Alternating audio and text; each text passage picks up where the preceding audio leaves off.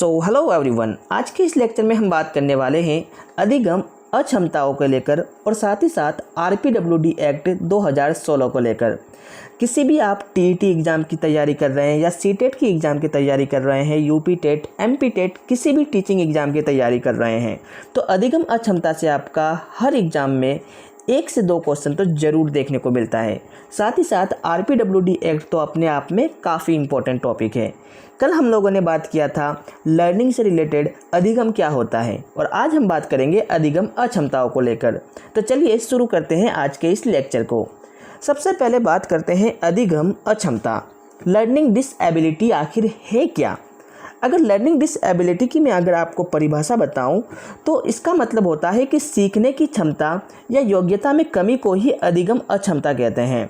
मतलब जैसे अगर आपको सीखने में कोई चीज़ बाधा डाल रही है, आपको सीखने में परेशानी हो रही है, तो इसे ही कहते हैं लर्निंग डिसएबिलिटी।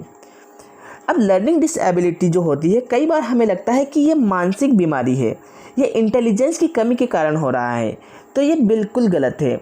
लर्निंग डिसएबिलिटी जो होती है वो आपका इंटेलिजेंस की कमी नहीं होती, बल्कि जानकारी को प्रोसेस करने के तरीके में भिन्नता को ही आपका लर्निंग डिसएबिलिटी कहा जाता है।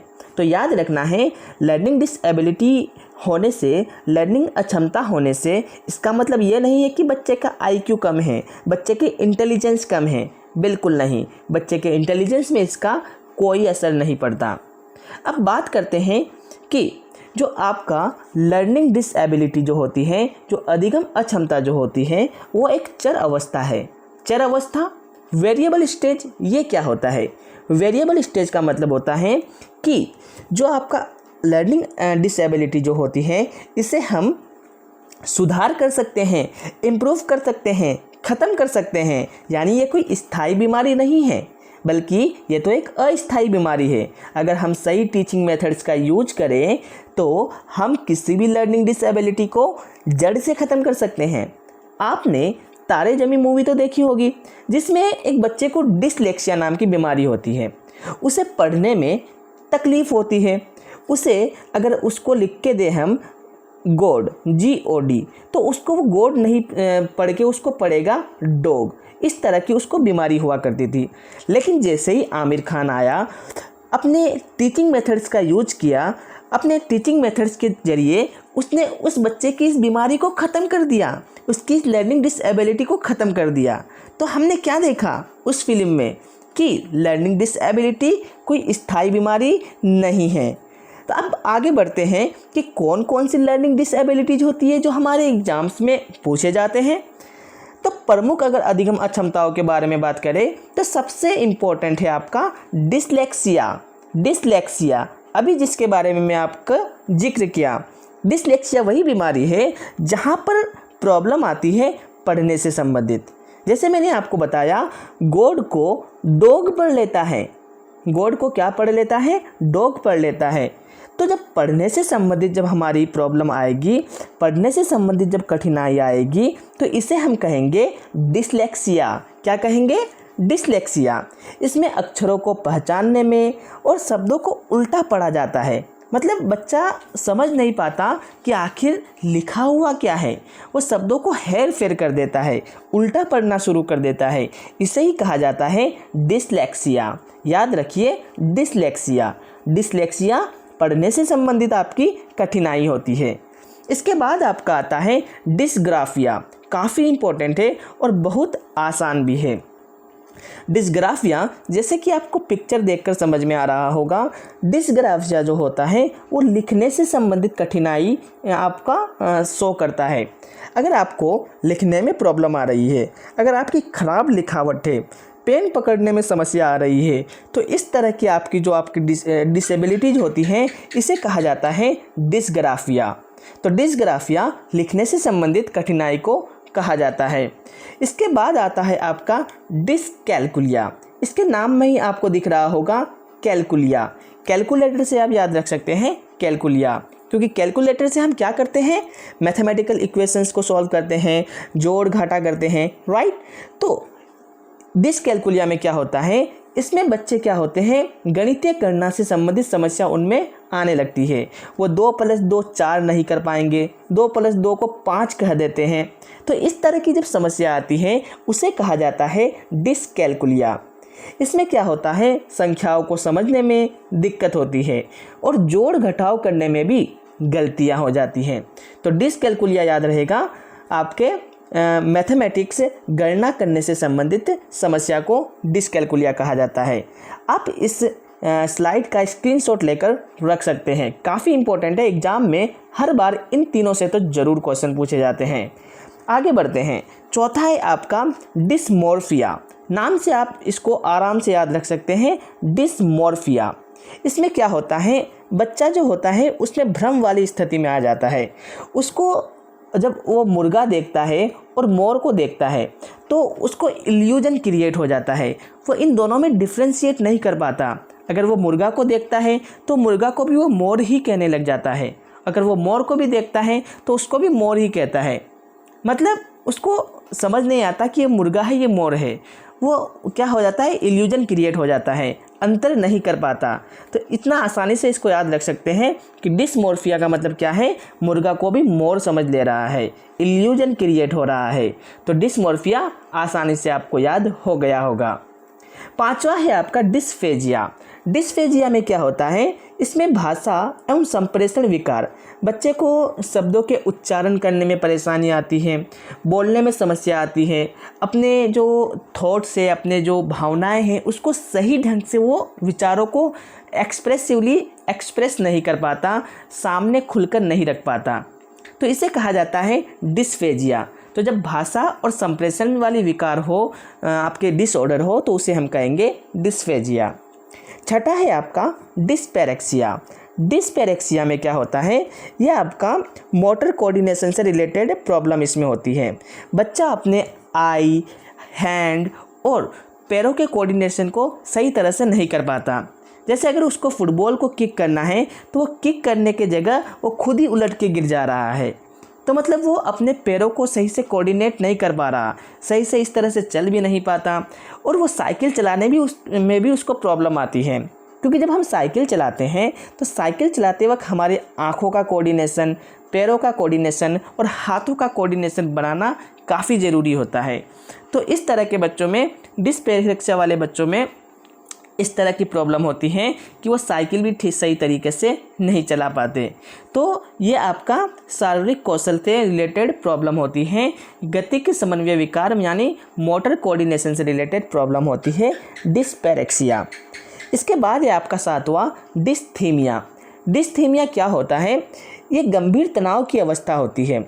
जैसे अगर हम लगातार नकारात्मक चीज़ें सोचते रहते हैं तो हम उदास हो जाते हैं, है ना। तो जब लगातार नकारात्मक चीज़ें सोचेंगे तो हमारे दिमाग में एंजाइटी भर जाएगी, स्ट्रेस आ जाएगा। और तो जब हमारे दिमाग में स्ट्रेस आ जाएगा तो इसी कंडीशन को कहा जाता है डिस्थीमिया। तो ये ज़्यादा इम्पोर्टेंट नहीं है, लेकिन याद रख सकते हैं डिस्थीमिया। तो आई होप, मुझे लगता है कि आपको लर्निंग डिसेबिलिटी से रिलेटेड चीज़ें समझ में आई होगी। चलिए आगे बढ़ते हैं। अब ये है ADHD। ADHD का आपको फुल फॉर्म पूछ लिया जाता है एग्ज़ाम में, तो इसलिए आपको एक बार याद कर लेना है ADHD का फुल फॉर्म क्या होता है। ADHD का फुल फॉर्म होता है attention deficit hyper active disorder. ADHD में क्या होता है कि बच्चे में ध्यान की कमी होती है। बच्चा किसी एक चीज़ पर ध्यान केंद्रित नहीं कर पाता और साथ ही साथ बच्चा बहुत ही ज़्यादा हाइपर एक्टिव होता है, यानी बच्चा बहुत अधिक चंचल होता है और बिना सोचे समझे प्रतिक्रिया दे देता है। तो इस तरह के बच्चे बहुत ज़्यादा क्या होते हैं, उनमें तो सबसे पहले कि ध्यान की बहुत कमी होगी, एक चीज़ पर अपना ध्यान केंद्रित नहीं कर पाते, बार बार अलग अलग टॉपिक देखेंगे, बार बार अलग अलग रील्स को स्क्रॉल करेंगे, एक ही वीडियो को वो, एक ही लेक्चर को वो 1 घंटे तक नहीं देख सकते, लगभग 10 मिनट के बाद ही वो वीडियो चेंज कर देंगे। तो इस तरह के बच्चे को कहा जाता है ADHD, उसमें बीमारी होती है। बीमारी तो नहीं, मतलब एक विकार होता है, डिसऑर्डर होता है। इसके बाद होता है आपका ऑटिज्म। ऑटिज्म, इसमें क्या होता है, बच्चा एक ही काम को बार बार दोहराता है, एक ही चीज़ को बार बार करता है, दोहराव की इसमें प्रकृति पाई जाती है। साथ ही साथ इसमें सामाजिक संचार, सोशल कम्युनिकेशन, दूसरे से नज़रें मिलाना, आई कांटेक्ट से बच्चा बचता है और अपनी भावनाओं को व्यक्त करने में उन्हें परेशानी होती है। मतलब बहुत ही ज़्यादा इंट्रोवर्ट किस्म का बच्चा होता है। जहाँ पर सभी बच्चे खेल रहे हैं तो वो अकेला यहाँ पर बैठकर क्या कर रहा है, बॉक्स को अरेंज कर रहा है ना। तो मतलब वो समाज से कट कर रहता है, जिसमें ऑटिज्म की बीमारी होती है। तो ऑटिज्म में क्या होता है, दोहराव की प्रकृति पाई जाती है और अपने जो थॉट्स और विचार को भी वो सही ढंग से लोगों के सामने रखने से डरता है, लोगों से आई कांटेक्ट बनाने से डरता है। कौन से बच्चे? ऑटिज्म वाले। अब हम आगे बढ़ते हैं। सबसे important RPWD act 2016। RPWD act 2016 से पहले हमारे पास कानून हुआ करता था PWD एक्ट 1995। अब इसके जगह हमें RPWD एक्ट 2016 लाने की ज़रूरत क्यों पड़ी? क्योंकि PWD act persons with disability act 1995 में सिर्फ 7 तरह की डिसेबिलिटीज़ ही मेंशन की गई थी, लेकिन RPWD एक्ट 2016 के तहत 21 तरह की डिसेबिलिटीज़ को मान्यता दी गई। अब 21 तरह की डिसेबिलिटीज़ को जोड़ने के साथ साथ केंद्र सरकार के पास ये भी पावर है कि वो और भी डिसेबिलिटीज़ को इसमें जोड़ सकती है ना। तो इसीलिए RPWD एक्ट 2016 लाया गया। अब इसके अगर बात करें हम, जो PWD बच्चे होते हैं स्कूल में क्या करना चाहिए, RPWD एक्ट 2016 ने सुझाव दिए। क्या सुझाव दिए? कि जीवन के सभी क्षेत्रों में समानता और गैर भेदभाव लेकर आना है, किसी के साथ भेदभाव नहीं करना है। स्कूल जाने वाले बच्चों को हर 5 साल में सर्वे करना है कि कोई बच्चा कुछ लर्निंग डिसेबिलिटी से तो नहीं जूझ रहा है, कोई डिसेबिलिटीज से तो नहीं जूझ रहा है, तो उसकी कैसे हम केयर कर सकते हैं, उसके किस तरह से हम उसको नर्चर कर सकते हैं। इसीलिए हर 5 साल में सर्वे करना ज़रूरी है। बुक्स, TLM, जो कि TLM प्रोवाइड करना, बुक्स वगैरह, साथ ही साथ क्या सभी को निःशुल्क शिक्षा प्राप्त हो रही है, इन सभी चीज़ का भी ध्यान रखना पड़ेगा। इस तरह की सुझाव RPWD एक्ट 2016 में दिया गया। आगे बढ़ते हैं हम। अब हम बात करते हैं कुछ लोकोमोटर डिसेबिलिटीज़। लोकोमोटर डिसेबिलिटीज़ जो होती है वो आपके शारीरिक अक्षमता से रिलेटेड होती हैं, फिजिकल डिसेबिलिटी से रिलेटेड होती हैं। जैसे जोड़ों की हड्डियाँ, जोड़ों या मांसपेशियों के सही तरीके से काम न करने से संबंधित होता है। जैसे ये बच्चा दिख रहा है ना आपका, ये बच्चा चल नहीं पा रहा है, तो ये फिजिकल डिसेबिलिटी है। इसके अंदर चलने, दौड़ने या कूदने में समस्या होना, हाथ से किसी वस्तु को मजबूती से न पकड़ पाना या उठने में असमर्थता, ये आपके होते हैं लोकोमोटर डिसेबिलिटीज़। ऐसे बच्चों के लिए स्कूल का वातावरण बाधा रहित होना चाहिए। ऐसा नहीं कि ऐसे बच्चों को हम इग्नोर कर दे रहे हैं, बिल्कुल भी नहीं। हमें बाधा रहित स्कूल का वातावरण क्रिएट करना है। अब जैसे लाइब्रेरी वगैरह है तो उसे हमें ग्राउंड फ्लोर पर बनाना है, ना कि फर्स्ट फ्लोर पर बनाना है, ताकि ये बच्चे जा ही ना पाए। अगर सीढ़ियाँ हैं तो रैंप भी बनानी ज़रूरी है, ताकि जो डिसेबल बच्चे हैं, जो लोकोमोटर डिसेबिलिटी वाले बच्चे हैं, वो भी रैंप के थ्रू आसानी से ऊपर जा सके। या फिर लिफ्ट होना चाहिए, आजकल तो लिफ्ट कॉमन हो गया है ना, तो लिफ्ट के थ्रू जो लोकोमोटर डिसेबिलिटी वाले स्टूडेंट हैं वो आराम से अपना आवाजाही कर सके। तो इस तरह का माहौल बनाना है हमें स्कूल्स में। चलिए अब हम करते हैं कुछ क्वेश्चंस प्रैक्टिस। यहाँ तक थ्योरी सेक्शन कंप्लीट होता है। तो चलिए जानते हैं आप लोग 10 में से कितने क्वेश्चंस का सही आंसर दे पाते हैं। सबसे पहला सवाल है हमारा, यदि कोई बच्चा कक्षा में सो को वाज और डॉग को गोड पढ़ता है, ध्यान दीजिए शब्दों पे, पढ़ता है और लिखता है, तो वह किस अक्षमता से ग्रसित होगा? तो जब पढ़ने से रिलेटेड जब अक्षमता होगी, डिसेबिलिटी होगी, तो इसे हम कहेंगे डिसलेक्सिया। तो बिल्कुल सही जवाब होगा ऑप्शन नंबर बी, डिसलेक्सिया। सवाल नंबर 2 है, राजू को बाजार में सामान खरीदते समय पैसे जोड़ने और खुले पैसे वापस लेने में हमेशा घबराहट और उलझन होती है। यह किस ओर इशारा करता है? तो जोड़ने में समस्या आ रही है, तो बिल्कुल ये होगा डिसकैलकुलिया। तो इसका बिल्कुल सही जवाब होगा डिसकैलकुलिया। तो option number C is the right answer. सवाल नंबर 3, एक शिक्षिका देखती है कि सुमित कक्षा में अपनी सीट पर टिक कर नहीं बैठता, वह लगातार हिलता रहता है और बिना बारी के जवाब चिल्ला देता है। तो सुमित में किसके लक्षण हो सकते हैं? तो मतलब वो बार बार हिलते रहता है, तो वो बहुत ज़्यादा हाइपर एक्टिव है, उसमें अटेंशन की कमी है। तो बिल्कुल सही जवाब है, ADHD से वो जूझ रहा है, उसमें attention deficit hyper active disorder की बीमारी यानी डिसेबिलिटी आ चुकी है। सवाल नंबर 4 है, 8 साल की मीना कक्षा में अन्य बच्चों से बातचीत करने से बचती है, मतलब दूसरे बच्चों से बातचीत करने से बचती है, और किसी से नज़रें भी नहीं मिलाती, आई कांटेक्ट बनाने से भी बच रही है, और अपने खिलौने को एक ही क्रम में बार बार लगाती है, मतलब दोहराव की प्रकृति भी है। ये तो ऑटिज्म के आपके सारे के सारे लक्षण हैं। तो बिल्कुल सही जवाब होगा इसका ऑप्शन नंबर ए, ऑटिज्म।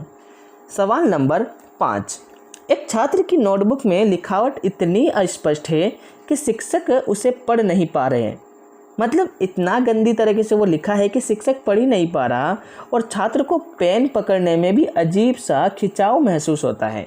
तो लिखने में समस्या, डिस्ग्राफिया। तो बिल्कुल सही जवाब होगा ऑप्शन नंबर सी, ये बच्चा डिस्ग्राफिया से जूझ रहा है। तो option number C is the right answer. सवाल नंबर 6 है हमारा, RPWD एक्ट 2016 के तहत विकलांगता के प्रकारों की संख्या 7 से बढ़ाकर कितनी कर दी गई? 7 से बढ़ाकर 21 कर दी गई, और केंद्र सरकार के पास ये पावर है कि ये और भी इसे बढ़ा सकती है। सवाल नंबर 7 है, जब एक बच्चा चिड़ियाघर में मोर और मुर्गे को देखकर भ्रमित हो जाता है, तो मोर और मुर्गे को देखकर जब भ्रमित हो जाता है और उनके बीच शारीरिक अंतर को नहीं समझ पाता, तो उसे कौन सी समस्या हो सकती है? बिल्कुल, तो उसे होगी मोर और मुर्गे को एक समझ ले रहा है, तो डिस्मॉर्फिया। तो बिल्कुल सही जवाब होगा इसका ऑप्शन नंबर ए, डिस्मॉर्फिया। सवाल नंबर 8 है हमारा, खेल के मैदान में रोहित बार बार कैच छोड़ दे रहा है, और उसे अपनी शर्ट के बटन बंद करने या जूतों के फीते बांधने में भी भारी कठिनाई होती है। तो ये किस प्रकार का विकार है? तो बच्चे को वो अपना हैंड मोटर कोऑर्डिनेशन सही से नहीं कर पा रहा, तो मतलब उसमें है डिस्पैरेक्सिया। तो बिल्कुल सही जवाब होगा ऑप्शन नंबर बी, डिस्पैरेक्सिया। तो उस बच्चे में डिस्पैरेक्सिया की डिसेबिलिटी है, डिस्पैरेक्सिया से जूझ रहा है। सवाल नंबर 9 है हमारा, एक बच्चे की मांसपेशियां मसल से सही तरीके से काम नहीं करती, जिसके कारण वो बैसाखी का उपयोग करता है। तो वह किस प्रकार की अक्षमता के अंतर्गत आता है? मतलब बैसाखी का इस्तेमाल कर रहा है और उसके मसल्स काम नहीं कर रहे हैं, तो ये तो लोकोमोटर डिसेबिलिटी है। तो बिल्कुल सही जवाब होगा option number A, locomotor disability. सवाल नंबर 10, ये आज का हमारा आखिरी सवाल है। आपने कितना स्कोर किया कमेंट सेक्शन में ज़रूर बताएं।